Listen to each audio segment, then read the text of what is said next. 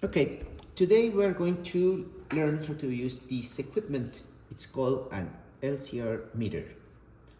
What it measures is L, the inductance, C, the capacitance, and R, the resistance. We connect it with this special kind of plug. This is a male plug with 5 pins. Here is the female plug. There is no way you can plug it wrong, so we'll just put it in, and when it's fully plugged, we're going to rotate until you can rotate no more.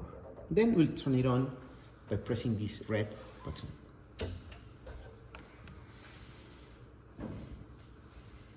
When it finishes the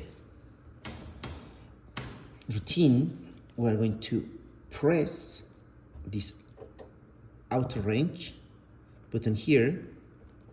The auto LED turns on, and we're ready to measure. Now, this apparatus allows us to change the frequency. So we're going to set it at some random value. Let's pick 1K. The value of resistance, capacitance and resistance changes with frequency.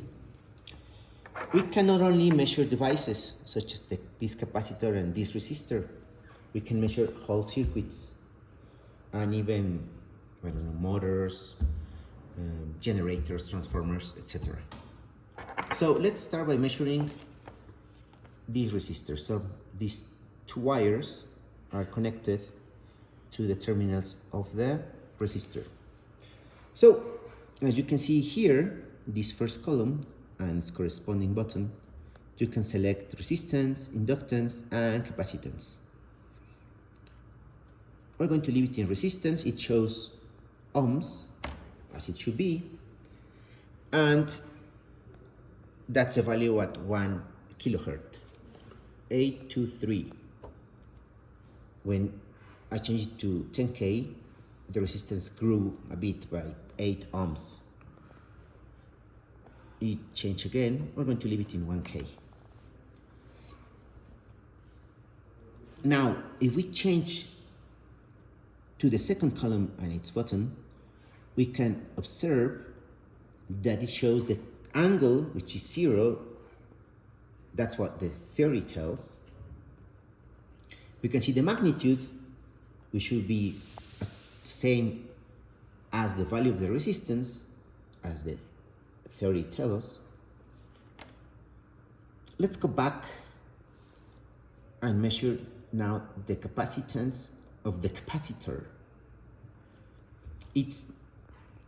But it's in resistance, so no, we want to measure the capacitance. It also has a resistance, as you saw. Let's see if the parallel and series, it shouldn't do anything because it's just one element, right? So the capacitance is 28.7. Let's change to, it doesn't change too much when we change the frequency.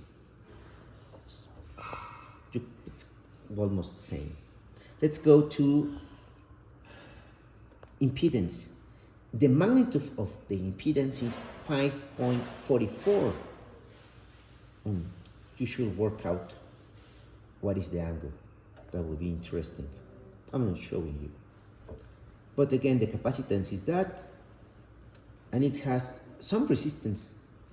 It's quite small, 32 ohms, but it does have some resistance. Okay, let's go and measure the whole thing. The circuit is in series, so let's leave it in series. The resistance is that value. That's the capacitance of the whole thing in series. And now, that's the impedance of the whole series circuit. This is quite simple, 2 elements. And that is the angle.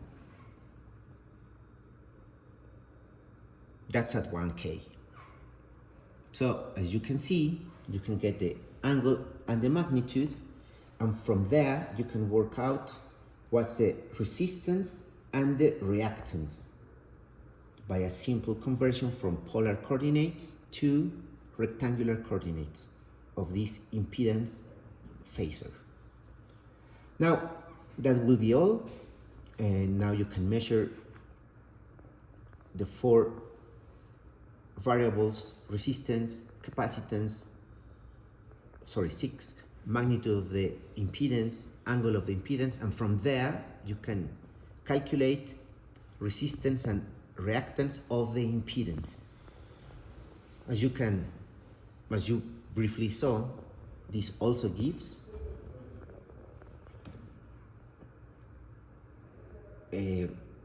it can also measure the millihenries of an inductor. The inductance, however, we don't have an inductor here, so I cannot show you, but whenever you want to measure inductance, you can come to the laboratory and measure that. That will be all. Thank you very much.